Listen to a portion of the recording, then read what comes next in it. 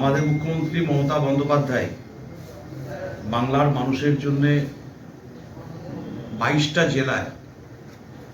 এখানকার যে কিছুদিন আগে অতিবৃষ্টি, বন্যা এবং ল্যান্ডস্লাইড যেগুলো হলো আর কি উত্তরবঙ্গের, এরকম 22টা জেলার জন্য শিলিগুড়ির উত্তরকন্যায় বসে তিনি বাংলার মানুষের জন্য, মানুষের সাথে এবং পাশে থাকার যে অঙ্গীকার, তার সরকারের মধ্য দিয়ে বেশ কিছু মানুষকে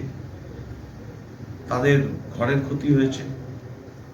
তাদের জমি ক্ষতি হয়েছে, কৃষক পরিবারের, এমনকি আমাদের মুর্শিদাবাদ জেলার ভাঙন কবলিত এলাকা সেখানকার মানুষের জন্য আমার সাথে আমার জঙ্গিপুর জেলার তৃণমূলের সভাপতি এমপি সাহেব খলিলুর রহমান সাহেব আছেন, ফারাক্কার এমএলএ মনিরুল ইসলাম সাহেব আছেন, আলী সাহেবরা ছিলেন, এবং এই বহরমপুর জেলায়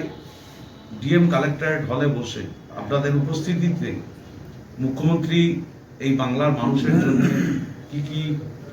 উপহার তুলে দিলেন আর কি, একজন মানবিক মুখ্যমন্ত্রী তার দৃষ্টিভঙ্গির মধ্য দিয়ে যে 22টা জেলায় প্রায় 11,555 জনকে গৃহ নির্মাণের জন্য 1,20,000 টাকা করে, তার মধ্যে আমাদের জেলাও আছে, বলবেন খলিলুর সাহেব রহমান বলবেন, এবং এর বাইরে আমাদের জেলা কৃষি নির্ভর জেলা এবং এখানকার কৃষকদের যারা অতি বর্ষণে, বৃষ্টিতে বা জল বন্যার কারণে, কারণ আমাদের জেলাও একটা বড় অংশ যেমন বন্যা হয়েছে, আমাদের একটা বড় অংশ জেলার ভাঙনও হয়েছে, সেই ভাঙন কবলিত এলাকার মানুষ আবার বন্যা কবলিত এলাকার মানুষও তাদের পাশে, কৃষকদের পাশে দাঁড়ানোর জন্য কৃষি দপ্তর এবং হর্টিকালচার, এগ্রিকালচার এবং হর্টিকালচার, এই দুটো দপ্তরের মধ্য দিয়ে মুখ্যমন্ত্রী মমতা বন্দ্যোপাধ্যায় জেলার মানুষের জন্য তাদের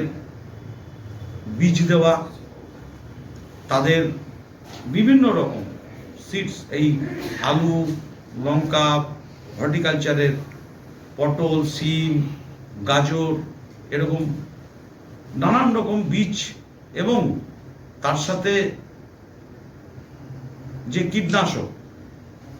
এরকম বিভিন্ন রকম সহযোগিতার হাত তিনি বাড়িয়ে দিয়েছেন।